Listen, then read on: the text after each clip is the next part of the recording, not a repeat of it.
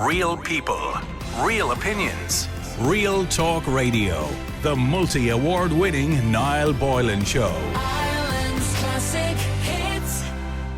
Al, you got it on milk and alcohol. I'm not a drinker, so this is my favourite topic. We heard in the news this evening that there has been an 8% increase in the number of people treated for the problem of alcohol use last year. Excuse me. Almost 7,500 people were treated in 2022, according to the Health Research Board. We know Ireland has a reputation for having a problem with alcohol, but it does seem as if being sober or drinking less has become more socially acceptable. It wasn't too long ago when you would be considered very strange if you were on a night out and drinking Coca-Cola. Now, non-alcoholic beers and an emphasis on health figures and fitness in general terms means binge drinking is not as cool as it once was, if it was ever cool. So why is there an increase in those being treated for problems with alcohol use? Are we too quick to label a bad habit a problem these days? Do we need treatment or therapy for everything? Or are we actually becoming more addicted despite our healthier lifestyles? What do you think? What is your relationship with alcohol? And is it worse or better than it was? I want to know, do you think Ireland still has a problem with alcohol? And when you see, like in my day, the nightclubs were packed 5 nights a week, 6 nights a week, jammed with 18, 19, 20-year-olds. Nowadays, there is no real nightclubs anymore. They're nearly all gone. There isn't that same culture of getting hammered constantly all the time. But yet we seem to have more people with problems with alcohol. So why is that? If anyone knows the answer, I'd love to hear it. The number's 087 188 0008. But the real question is, do you think Ireland still has a bad problem and a bad association with alcohol? Let me know. 087 188 0008. Let me go to Dave. Dave, hi, how are you? Hello. Good to talk to you, Dave. How's it Dave? going? Yeah. Do you want to give out about before we get started now? No, I think I've just about done it. Why, do you think I'm a bit of a buzzkill? Huh? Do you think I'm being... You sound like a little bit of a curmudgeon tonight. What, do you think I went too far? No, not at all. But just maybe take 10 deep breaths, you know. I'm just buzzing with you. Well, You don't are sound you giving out about the... any more cranky than you normally do. Are you giving out about the Irish football team thing? I couldn't give a fiddler's about the Irish women's football team. Should they really be celebrating with an open top bus and all that kind of carry on? Yeah, we're trying to be fair. They got lost. into a World Cup, didn't they? They lost, but in fairness. When was the last time you got into a World Cup? I got a World Radio Award. Yeah, and you were shouting that from the rooftops for how long? How long was that part of your opening verb? Yeah, but I did win. I didn't lose. I didn't lose in the first round. Yeah, you still tore the arse out of it as well, though. But I did tear the arse out of it, but I did win. Yeah. You know, just let the girls have their thing, like, right? No, I'm not taking away from them. Well done. Come on, ye girls in green. Well, we're behind them all the way. That's so patronising the way you say that. It's not meant to be patronising. Well done, girls. How do I say it without sounding patronising? Well done, girls. I don't think you can. I actually don't think you can, to be honest. Sorry, Dave. Right, moving on. Back to alcohol. I don't drink, Dave, so this is alien to me in some sense, but I'm not surprised. Do you think... But yet I don't see people drunk as much as I used to. Maybe that's just my imagination. I think it's gotten better. I genuinely think the drinking culture has gotten better in Ireland. Like, it's got more fucking expensive once. So, you know... But it hasn't really. It hasn't. That has... I mean, no, compared to everything else. If I go back to when I worked in Club M, you know, on a Saturday night back in, the mid-1990s, right? A pint of beer was a £5. I know, but you were talking about drinks. Like, I went drinking in Dublin there 2 years ago, and I swore I'll never drink in Dublin ever again. Like, if you want to go out in Dublin for like a long weekend, you nearly want to be going and getting a credit union top up. You know, like one place was asking for nearly €7 for a pint. I was like, what else do I get with my pint? Yeah, but that's 20 years after I'm talking about. So realistically, the price hasn't gone up hugely. Yeah, no, but come here. I remember we used to be able to go out when I was like 18, and like if you had 70 or 80 euros in your pocket would do you for the night. You know, if you're going out with 150, you're going on a rampage. Right. No. Okay. I get you. It has. Trust me, it has. Okay, so take it from a drink. Yeah, so you have to be rich to be an alcoholic in Dublin, is what you're saying, right? Okay, 100%. Okay, so price has made a difference. The amount of people or the amount of drink people can consume, particularly if it's shorts you're drinking or spirits you're drinking. But in saying that, you know, I don't like when I was working in the clubs, like when I was at the peak of it back in the mid 1990s. You know, there was 40 nightclubs in Dublin. There's now one or two, if there's even that. You know, they're all nearly gone. Yeah, I was in a nightclub in Killarney there probably about a year and a bit ago, and one of the biggest nightclubs in Killarney. And I walked in, and it was actually depressing. There was nobody there. There was a guy up on the stage doing trad music. I said there was about 10 people in the whole place, and it was like, this is just really, really sad. Oh, it is sad, so yeah. we have shifted away from the whole nightclub culture. All right, like people are. It's more kind of pubs with really good smoking areas. They kind of seem to have taken over from that, in my experience. Yeah, anyway. well, the smoking ban was the first nail in the coffin for the nightclub industry. That was the first nail in the coffin. One of the best things ever happened to the pubs, though. Oh, yeah. If I'm being honest with you. Yeah. It really, really is. Like, I agree. I even as a smoker, I agree. Yeah, but no, I do think like drinking culture-wise, like Irish people, we still have a problem with the old demon drink. But it's gotten better. Like, you don't see kids in pubs as much as you would once upon a time. You know what I mean? It's not as socially acceptable to get hammered drunk and go home and slap the shit out of your missus. You know what I mean? Like, and it was a big open secret for a lot of people. And I do see people are just like, I don't see people as messy in the pubs as I once did. Yeah, so they're going for a social drink rather than a binge drink. Yeah, like a lot of myself. But I don't know if binge drink. I mean, binge drinking was a big thing, years ago. But I don't know if it was ever cool, as I said earlier on, to binge drink. But was that not just? Yeah, but was that not just a label someone in the media put on just going out in the piss? Yeah, because technically anything more than 4 or 5 drinks is binge drinking. But I remember mates of mine who drank, and their target was to forget what happened. In other words, they were almost proud the next day. Go, oh, what was I up to last night? That was kind of like, Yeah, no. Anybody I know who ever got blackout drunk, it was never good. You wake up the next morning and go, oh shit, what did I do? But even like myself and a lot of my friends, like if we were to go to the pub, we're quite happy to go early in the day, have 3, 4, 5 pints and go home.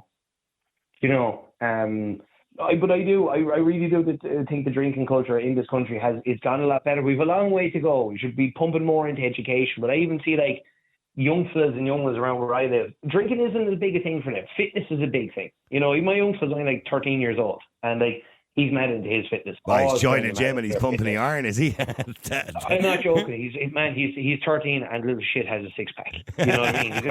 He's got more muscles than I will ever dream to have. Okay, but then why are we seeing an 8% increase in alcohol problems? COVID. COVID. I was talking. Okay, you know what I'm going to say? I'm going to be completely sexist here, okay? Not that would be unusual for me. I'm going to be completely sexist here, and I'm going to say that I think the new problem, and I know doctors have said it, is with young women in their mid-30s presenting themselves with liver problems because women are drinking more wine at home. Oh, yeah, 100%. There's that whole phrase, it's wine o'clock. Yeah, but like COVID did have a big thing to do with it because I know somebody firsthand who went into treatment there last year, and we rang around a few places looking to get him in somewhere. And a lot of them said, yeah, we're full up. And they said a lot of it was COVID. A lot of it was people being stuck at home and they had nothing to do but to drink. Well, do me a favour. Stay there because I want to go to Martin and Breda as well. Martin, hi, how are you? Good evening, Niall. I'm doing very well, thank you. Good. Martin, why do you think we've got an increase in alcohol problems, yet when you look at, your basic observation is we seem to be drinking less? Well, I think it's partly cultural, but it's also, I've expressed many times, governments suck at everything, and Irish governments in particular suck at everything. If you consider one of their answers to addressing how children view and are exposed to alcohol was to tell supermarkets and, generally supermarkets, that they had to corral the off-license. Hide it, yeah. Now, yeah, just about every supermarket you'll go into, particularly the German discount ones, they have the kind of automatic gates, the little gates, the doors, the gates. And I've seen kids running in and out, playing through the gate. Nobody can stop them. The gates are so low that you can see the kids can see over. Ridiculous. Solutions that obviously aren't going to work. But I entirely agree with Dave. The issue during COVID, I can tell you from experience, and I'm going to be honest with you. When my wife walked out on me, I kind of found solace in drinking for a while. Now it didn't ruin my life. It didn't overtake me. Within a few months, I kind of got hold of it. But things can overcome you, and sometimes it's very easy to do that.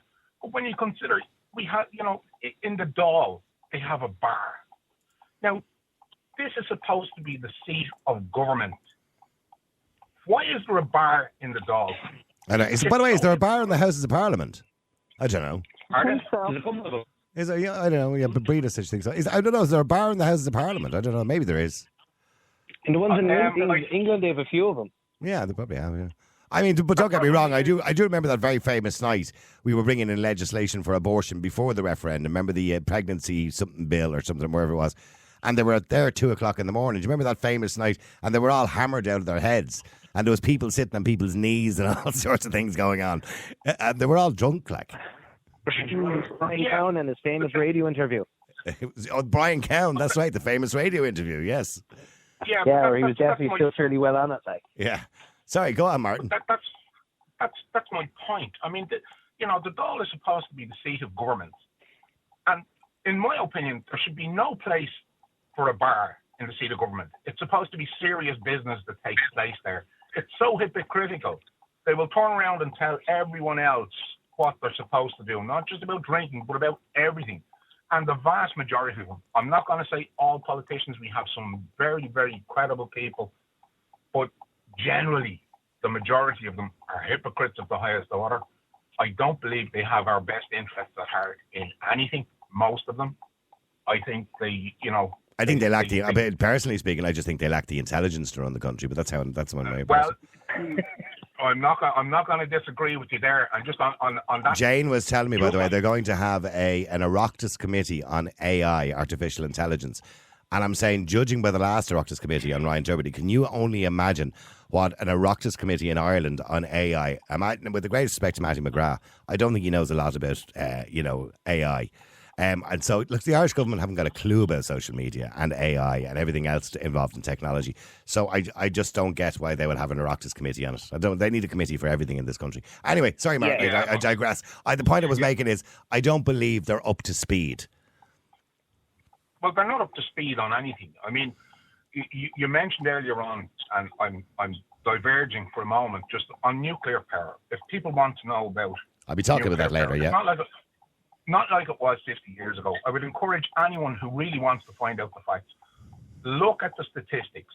Well, I will encourage them. I will encourage them to listen to us a little bit after 10 o'clock, 10:15, and we'll have an expert on to talk about it. But I would just say, because I'm not going to get the opportunity, look at the statistics. Nuclear power is now the safest, cleanest power available to us, and cheap. Other than natural, God-given daylight, photosynthesis, the whole lot. The next after that.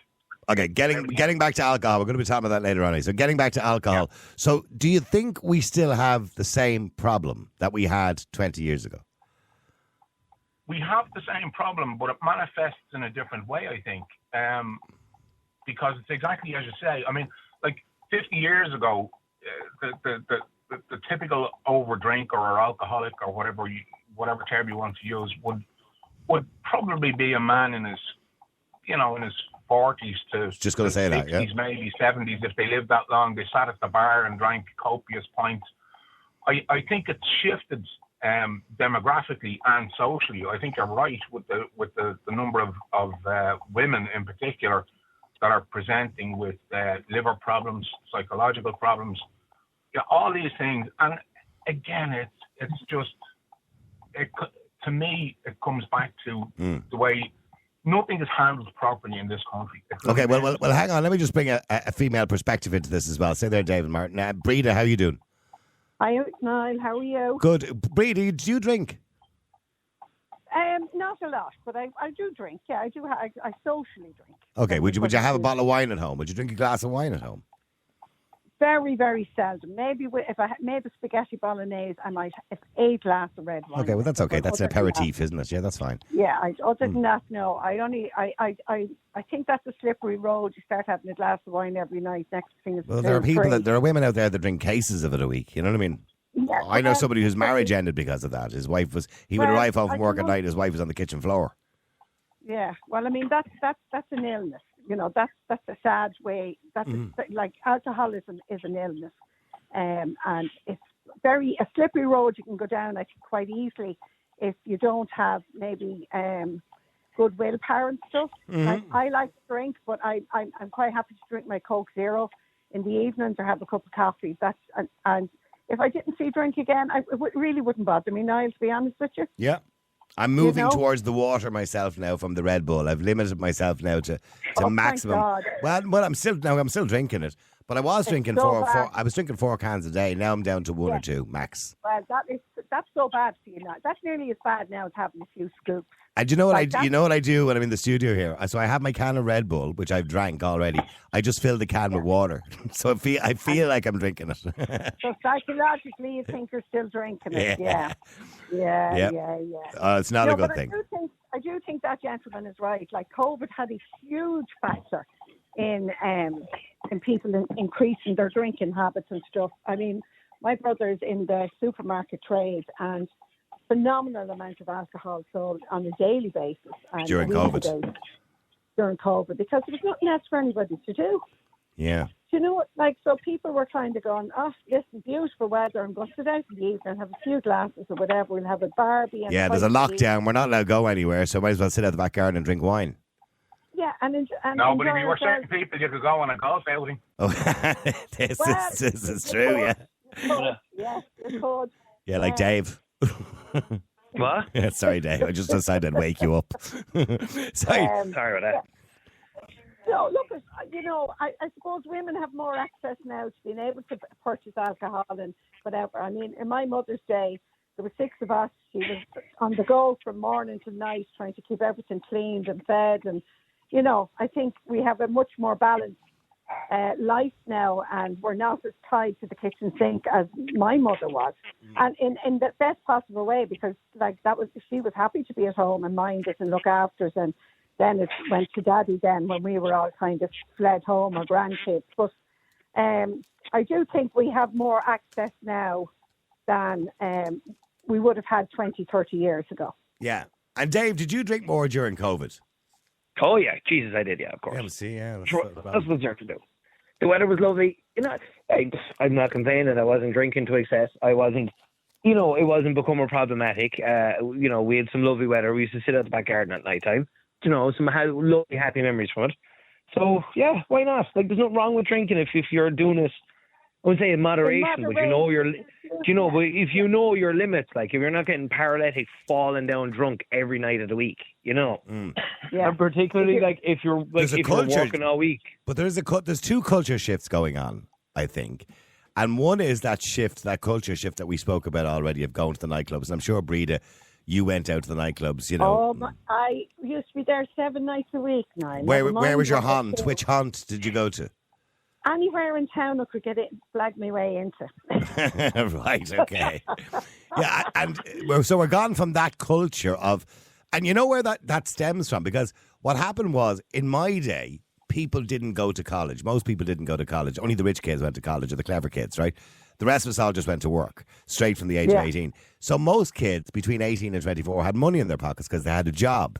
So they could afford to go out. But when the college scene started to come in, we noticed in the nightclub industry that all of a sudden, you know, they didn't have money anymore. So the average spend per head, I remember one of the very famous nightclubs in Dublin, the owner saying to me one night, he was telling me that they got £7 a head. That's what they used to get off people.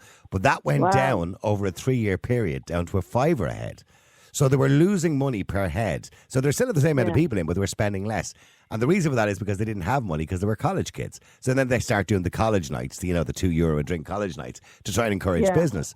But that still didn't work. And that was the decline of the nightclub industry when every kid was going to college. So they just didn't have the money to go out, only once a week maybe. Well, no, when I was working as a young person, I mean, I started on £40 a week. I get my mother so much and the rest was mine. But I mean, I used to just go in and flush in the eye, lads. May I, some nice gentleman, and I get a little drink off for me. But that's what I'm saying. We go down to Leeson Street and we're looking for the fella with the white band around his finger, and we get him to buy us a bottle of wine, and then we scarf her off. Leeson Street. Dave, you wouldn't know about Leeson Street. Good old No, Leeson go on. Street. Educate me.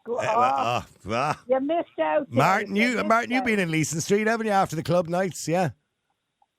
No, when I used to go out, they weren't called nightclubs, they were called discos. And the last time I was at a disco was in a place, I can't even remember, which street was it? I can't remember which street it was in, but it was a place called the Celebrity Club. That's the last time I was in a disco. That was down the back of was it not Nassau? Mount Street down around that area somewhere, isn't it? No. It was on the north side. It was. Oh, okay. It was on the north. Yeah, Okay, it was- well, to educate Dave, Leeson Street was a very strange phenomenon. What happened was the nightclubs would finish at 2:00 or 2:30, and Leeson Street, they basically into opened life, up all yeah. these nightclubs in basements of houses. Yeah. And they operated on a restaurant license or a wine license. So they only sold wine and orange juice if you were skint, right? So, but everybody went there, and you could stay there till whatever time you want, because on a restaurant license you could open all night if you wanted to. Once you only served wine, so people went to these clubs, Dave, after the nightclub, and it was down to Leeson Street. They were a very famous song And back at then town. you'd head off to somewhere for your breakfast. Jury's in the Hotel, morning. yeah, to the coffee dock, yeah. For your That breakfast. actually sounds like some crack. If you could afford it. If you can No, afford there was it, yeah. another lovely little place there that used to serve breakfast. They had little teapots and everything. I can't remember the name of it. It wasn't too far from Leeson Street, but we often went there too for There a was bit a, of breakfast. there was a great spot, and somebody will text me in what the name of it was. And Bono used to go there, and Shane McGowan, and they all used to go there. They used to call it Maz, right? M-A-S, like your ma. Yeah. And it was one of these places where you got a dirty breakfast. You know what I mean by a dirty? It was on a dirty plate. You get an egg, 2 sausages, a bit of pudding, or a bit of toast, yeah. And it was got a big dirty looking breakfast, you know what I mean? And I can't remember the name of the place, but they used to call it Maz. And a lot of people went there as well. But sorry, we got off the topic. Back to alcohol again. Let me go to Catherine. Catherine, hi, how are you? Hi, Niall. How are you? Now, you're a recovering alcoholic. I am indeed, yeah. And yeah, see, that's even that word frightens me a Recovering. bit. Yeah, because as far as I'm concerned, you're not an alcoholic anymore. When was the last time you had a drink? 39 years ago. Well done, right? And Wow. yeah, Well and see, if done. I gave up smoking next week and somebody said to me, "Are you a smoker?" I'd say no. But yet, alcoholics carry that name with them for the rest of their life. I know. It's just probably when we go to meetings and we do prison service and, you're a recovering alcoholic, Mm. You see, as that lady said, it's an illness. It progresses in your head. It never goes. Yeah. You know that type of way? And I'm only too well aware of it. I mean, I drank 3 litres of vodka per day. 3 litres a day. Oh, And, my goodness. Wow. Now, listen, I'm very famous lady now from being on your show in Ballyfermot. I know. But 3 litres a day, you may be nearly embalmed with that amount of alcohol in your system. Yes, yes. You're lucky you still have a liver. Even the doctors couldn't believe it. Now, I went cold turkey Yeah. and stopped. Did you? Not to say that I wasn't in treatment, that I was in a hell of a lot. Yeah. But when you start to do it for your husband and do it for your 4 beautiful young children, Yeah. you have to do it for yourself. And what can you remember the turning point, Catherine? Were you on the floor one I day, did. lying down, thinking, I can't do this I anymore? was on the or- floor every day. I was on the floor every day, Niall. Yeah. Every day. And my 4 young children knocking at the door coming in from school. Oh, God. Horrendous. Oh, I'm so sorry. As they say, it strips everything. It strips the paint off the wall. It's horrendous. Horrendous. You must look back at that with so much regret. So much regret. Yes. But Well, I fair have dues made them. to you for being off it for so long. Well, Thank you very much. Thank you. And I feel so wonderful. I will wake up every morning and not looking for a drink. And I look and I walk the streets. Not only, I'm not going to blame Ballyfermot. I walk the streets anywhere and there's nothing but vodka bottles, there's cans, there's everywhere you go. There's just from early morning, 9 o'clock. That's all you see. And can I ask you, Catherine, how did you feed that habit? I mean, that must have been expensive.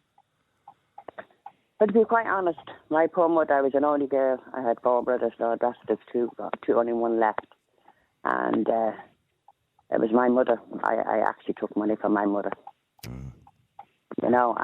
That's probably a big well, regret you have as well, too, I'd say. And I mean, my mother cried every night, our only daughter, Yeah. Did your mammy live to see you in recovery?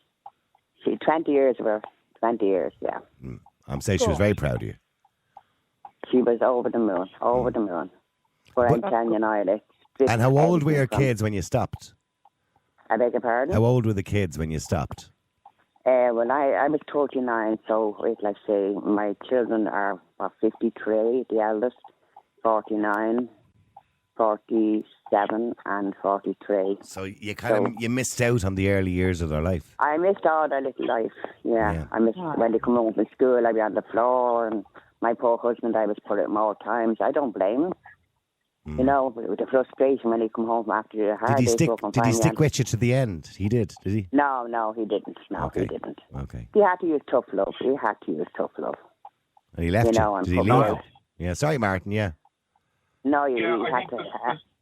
Go ahead, Martin. I think there's something that a lot of people don't consider. Now, I'm not saying for everyone, but I think for a lot of people, a large contingent of people, there may also be a genetic factor. Because I definitely, I I don't look know. around and I can see. No. Well, I My mean, dad What was do an you mean alcoholic. genetic factor? What do you mean a genetic factor? there's a genetic factor in all kinds of things that make people more susceptible to certain conditions, diseases, and all kinds of things because it's genetic within them. The simple fact is that if you look at... Sorry, go ahead. I thought you meant was it my father or my mother, or was it in the family, which it wasn't. You know what I mean? No, but that's exactly what. As I said, I'm not saying for everyone, but I think for a certain contingent of people, there is a genetic factor. So you think people might be predisposed to addiction? Yeah. I definitely think so. Yeah. Yeah. Oh, I agree there. Yeah, because 100%. it's a known fact that you have, particularly the likes of Australian Aboriginals and American Aboriginals, or as they're called now, First Nation peoples. Yeah. They have a problem in that I can't remember what the enzyme is called, but 90% of them are missing an enzyme that allows them to metabolize alcohol the way other people do. I didn't know And I think that probably occurs around. You know what, Mark? You should open a treatment centre. You'd be fantastic as a facilitator. You see, the thing with me is, as I've stipulated numerous times, I don't have a television. My favourite pastime, other than listening to this show, I occupy my spare time with reading, and that can be on any subject. I understand. I want to get back, Catherine, to the original point we're trying to make at the start of the show. I mean, you yourself will have noticed that less people drink now than maybe drank, 39 years ago when you were drinking. It was more common for people to be alcoholics. But yet we're seeing... that's true, yes. But yet we're seeing an 8% increase in problem drinking. So to me, that doesn't make any sense. But it is true, 7,500 people were treated in 2022, which is an increase. So we are seeing an increase. So I think it's more, in your day, 39 years ago, it would be more unusual for a woman to be an alcoholic than a man. Obviously men, but now we're seeing so much more, of the female species actually drinking, probably drinking wine, watching the television or whatever it is, so we are having a bigger problem in that sense. Well, I don't know what it was with me, but when they used to know me as the whole Smirnoff woman. I wouldn't drink only Smirnoff for some strange reason. I don't know why. It had to be Smirnoff. Okay, because you had expensive tastes. Yeah. And you know what, Niall? When I was drinking 39 years ago, that was £20, and it's only 22 now. Yeah, I was only saying that earlier on to Dave. Yeah. Alcohol actually hasn't gone up much in price in the last 20 or 30 years. Sorry, Breda, go ahead. In the pubs it has. If we my friends would get together every so often, and we do it at maybe a Thursday night in one of the houses, because a bottle of Prosecco in a local pub here is €30, and I can get 3 bottles of Prosecco for €10 each in the off license. Well, there you go. Yes. Huge increase in some stuff in the pubs now. So it just makes it too expensive to go out. It really does. Yeah, but you were saying it is more expensive, and it absolutely is more expensive than it was 30 years ago, there's no doubt. But in comparison to the cost of everything else, say, like a bag of sugar or a pound of butter. It's unbelievable, Niall. It hasn't gone up that much. No, I do regularly go in. I don't. I don't buy alcohol. It doesn't even give me a thought, Niall. I don't. Do you still go into a pub? Do you still go into a pub, Catherine? Oh, yeah, I have 4 children married. I was at their weddings. I go out socialising. Once I'm not drinking, I don't care who gets drunk. Mm-hmm. Yeah. Once I don't. Yeah, sorry. Oh, sorry, Martin. I wanted to say something there, but he's gone now. It's Here we go. Yeah. No, I'm here. Oh, okay, sorry, Martin. Go ahead. Yeah, go ahead. Sorry, Martin.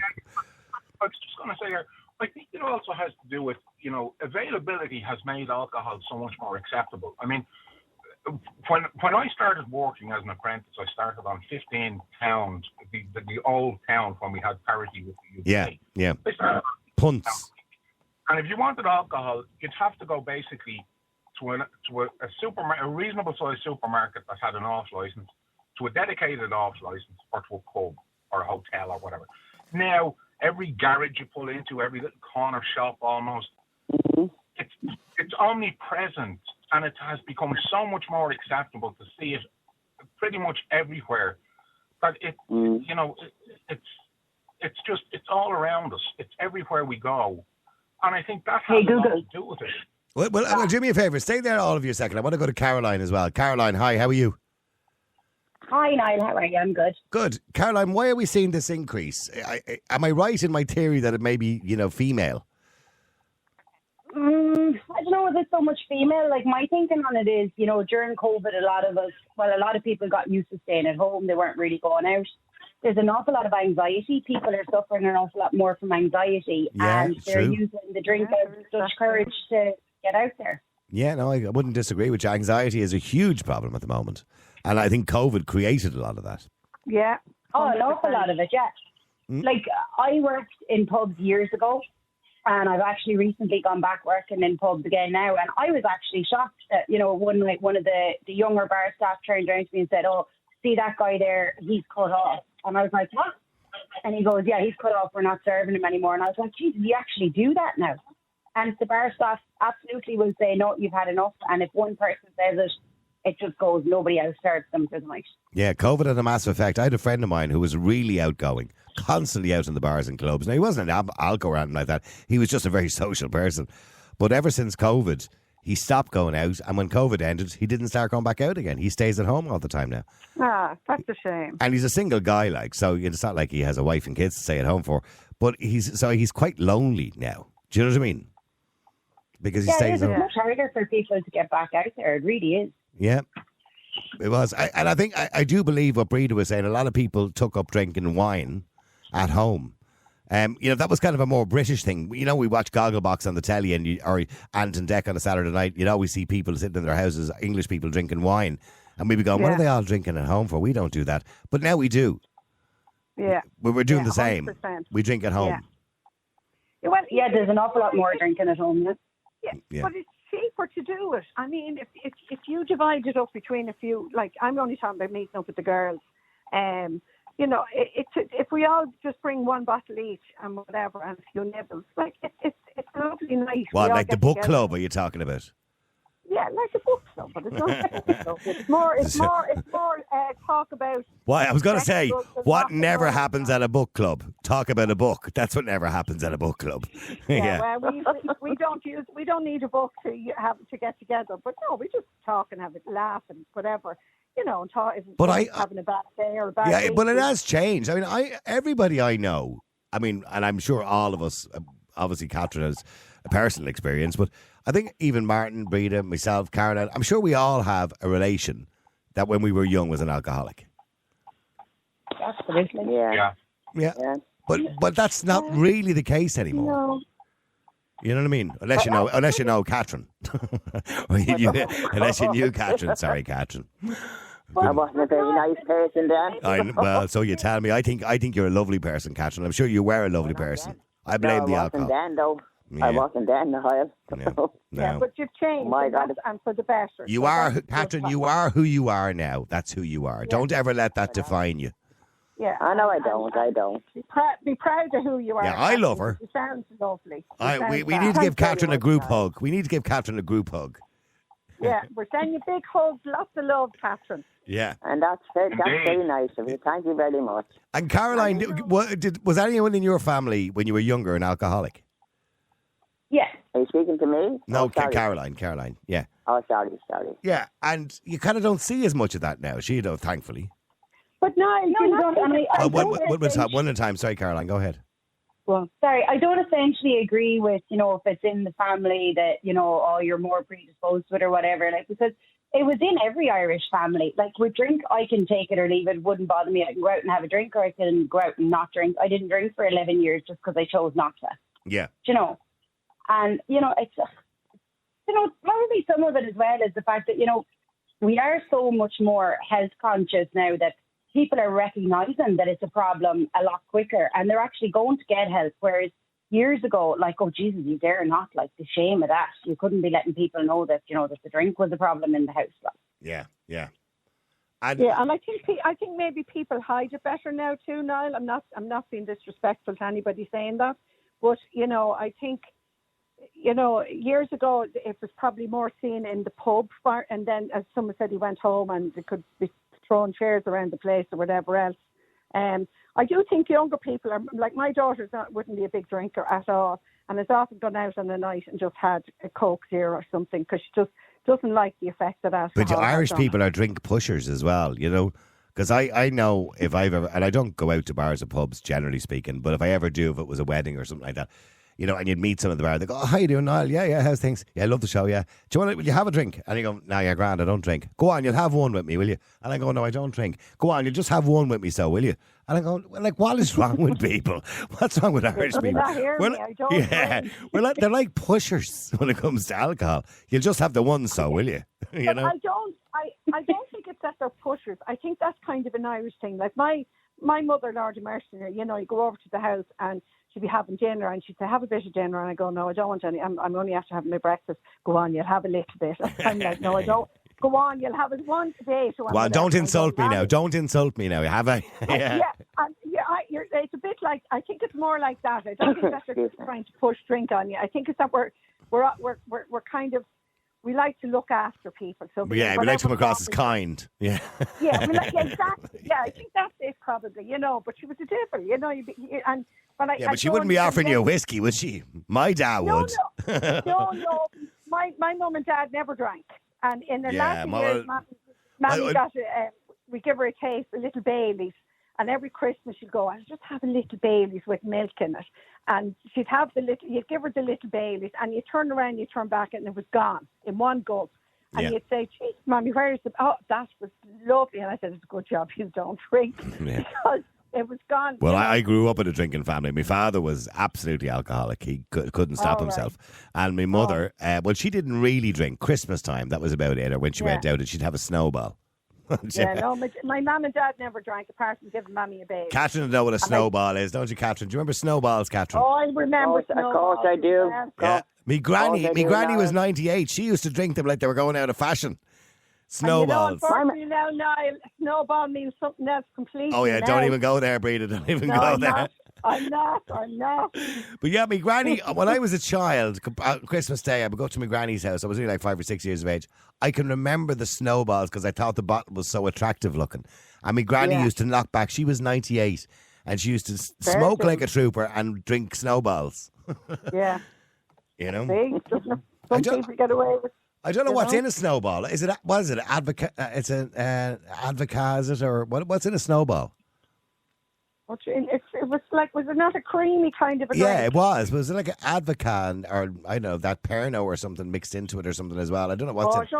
It's like aniseed, wasn't it? Yeah, it's like an aniseed. You're right. You're absolutely right, Catherine. I think it was like an aniseed. Yeah. Well, listen, thank you very much indeed, Caroline, Breda, and Catherine. Listen, thank you very much indeed. You're amazing. No problem. Thank you very much. Thank you. Yeah, if anyone's watching if anyone's going to be watching this moon tonight, by the way, Caroline, Catherine, or Breda, this moon, it's 10 o'clock. They're saying it's going to be, by the way, the biggest supermoon you will ever see in your lifetime. Oh, who is it? Yeah, 10 o'clock. Yeah. Advocaat, a mixture of egg yolk, sugar brandy, and vanilla is what a snowball was. Ah, there you go. Advocaat. I was right about the Advocaat. There you go. Yeah, yeah. So I don't know if you're going to be watching. Are you going to be watching the supermoon tonight at 10 o'clock? I think we're cloudy here in Kildare now. Oh, Jesus. Caroline, where are you? Where are you based? I'm in Galway and it's absolutely belting rain, so there isn't a chance in 90 of us seeing it. Oh, right. Catherine is in Ballyfermot. Is there a clear sky in Ballyfermot? as clear as a whistle, and I'm looking out through my window. Oh, can you see the moon? Oh, you're lucky. I can't even say a sign of it now. Not yet. All right. Well, Hiding somewhere. okay. Well, it's supposed to be Hiding somewhere. It's supposed to be coming up at about 10 o'clock. So she's, and by the way, because I only said to Jane tonight, I've noticed a difference already in the evenings. As my mother say, the evenings are closing in. It is, yeah. I've noticed it getting darker earlier now. When I'm coming into the office, normally it was always bright, and now it's a little bit duskier, so I can see the difference now. We've had no sunshine now. There's nothing there to keep the light. Yeah. You know. But what about climate change? Yeah, well, right, okay. Yeah. I'm Hasn't not going down that road. Hasn't stopped raining in the last month. You know, if climate change is going to bring us up an extra degree, bring it on. You know. They say that's to do with the El Nino or something. Ask me arse, El Nino. That's I'm just telling you what saying. they're saying. Yeah, Ask me arse as well. I don't I'm not doing any of that. I'm just telling you what they're saying. Right? You're listening to Nighttime Talk with Niall Boylan. With Recruit.ie. Download our job search app today. Search for Recruit.ie in your smartphone app store. Ireland's classic hits radio. Can somebody come on the air and explain to me why there's so many blue bottles? They're everywhere. It's like they're breathing in the studio here. What's going on? Get away from me. Sorry. Is it just my problem or is it everybody? Let me go to Michael. Actually, by the way, please, we need a supermoon correspondent. If anybody is in an area where there's a clear sky, can you please call and give us a rundown? Because we have clouds. We can't see it. So we want to know if you're in an area where there's a clear sky. Supermoon is the first major supermoon. It's the biggest one you'll ever see in your lifetime. It's tonight. Michael, hi. How are you? Good evening. Good evening indeed. How are you? You're a pioneer. Yes, indeed I am. Just wondering there about the blue bottles. That's probably all the Dubs still celebrating after Sunday's win against. That's what it is. So yeah, that's what it is. Pioneer, Michael. That's a very old term. I haven't heard the term pioneer. Do you remember how you used to have your pioneer pin, your badge? Yeah, I'm probably a pioneer myself, actually, because I don't drink. Look, I suppose we're kind of a decreasing kind of cohort, but I kind of look at the pioneers myself personally as more to try and get young people and just make them aware of the problems of I suppose binge drinking, alcohol in general, that sort of thing. Because what's the origins? Just very quickly, because I don't have too much time. What's the origins of the word pioneer, or where it comes from? Do you remember? Yeah, the word pioneer basically comes from the fact that you had a certain priest at the time, going way back in 1898, who actually set up this organisation because there was a lot of problems, particularly in Dublin at the time and right across the country, with alcohol. There was no regulation or anything. I know the prohibition didn't work in America either. And so they decided, in a kind of a non-religious capacity, he decided to kind of help people. And I think people that have drink problems should be helped. They shouldn't be castigated. I would say that going back to your, I'm just involved in the secondary school myself. I'm a teacher, and we've over 100 young people that are actually in the local pioneer That's great, branch isn't it? in the school. Yeah. It is, and what I do basically is that I try not to put too much of religious emphasis in it, because that scaremongers people. It puts them off. What I do instead is I take them out on trips, and we do quizzes and everything, and it actually works, and the students love it. It was a kind of religious thing at one stage. I remember when you made your confirmation, you took the oath. Do you remember you took the oath? I don't know what that was about. Well, there's still an oath, but it's. I try to make it a little bit more kind of appealing and a little bit more kind of inclusive, because if you just concentrate on the religious aspect, you're just gonna put people out. Of course, because they might not be religious, of course. Yeah, exactly.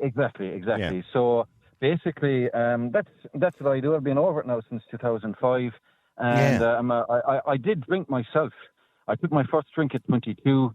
And I just didn't like it. I had a lot of issues with regards to my, I suppose, broader part of the family, where we would have lost quite a few people through alcoholism and would have caused problems. So in the end, I tried every drink, Sambucas, Sex on the Beaches, Black Russians, everything.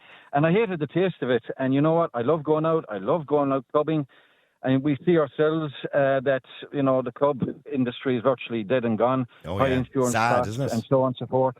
But I think as well as that, you have to look at it as well from another point of view, another context, is that cocaine's become a huge problem in this country. Of course, yeah. And it's replacing alcohol.